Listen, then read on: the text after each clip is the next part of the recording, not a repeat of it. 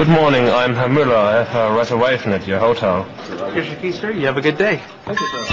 Yes, 24-year-old Stefan Müller has travelled all the way from Stuttgart, Germany to San Diego, California, just to live out his greatest fantasy, to be a skunk.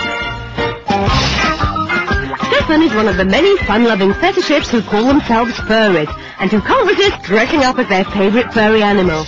The furries, who are breeding like rabbits, have a network of hair-raising websites, and even have their own furry cookbook, written, of course, by Mrs. Martha Redfox.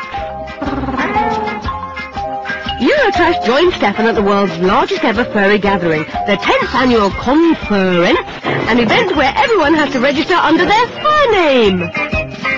Oh, I said donkey. Got it. I became a skunk for several reasons.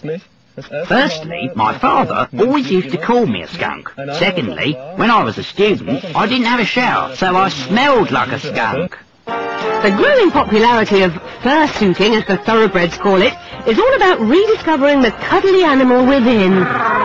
If you can say that you're an animal and not a human anymore, this immediately strips away all the human constraints you'd be living under. The animals can do what they feel like, and we kind of want to grab that identity. Oh, Jimmy, hi.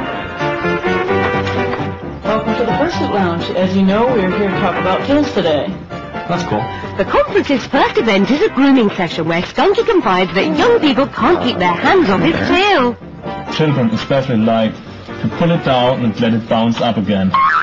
Yeah, I can see how that could be a problem. How do you fix that problem? Stay away from children. After a hairy therapy session, any rodent worth his nuts knows the best way to relax is to scamper into the great outdoors and shoot a couple of holes.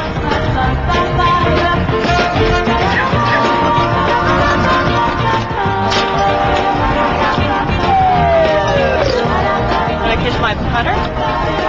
It's easier to like somebody if they're wearing a costume, because then you don't see the person, you just see the furry animal. Unfortunately, you also can't see where you're going. But the full fursuit does have an advantage when it comes to rooting around for a bit of company. This stroking and grooming is actually a traditional form of affection, but it also feels really good. And for those preoccupied with their animal instincts, the conference provides plenty of hairy erotic art. Some artists, such as Dirk Schmidt, will even sketch you au naturel. I find that the most erotic animals are usually fox-like or cat-like. Frankly, I'm not really very interested in skunks.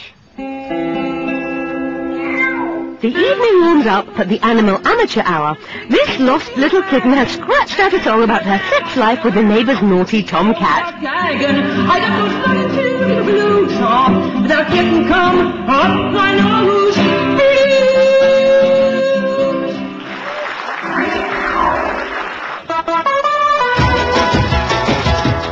But everybody really comes out of hibernation at the disco, where the furries can finally behave like animals and really let their hair down. Grrr.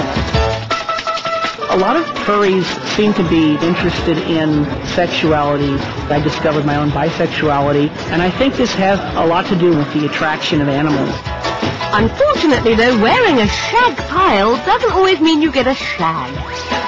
Every step or movement requires 4 times more energy than normal, so making love in a fursuit is technically impossible. You just can't do it. Sadly, Skunky's girlfriend refused to help him stiffen his tail. But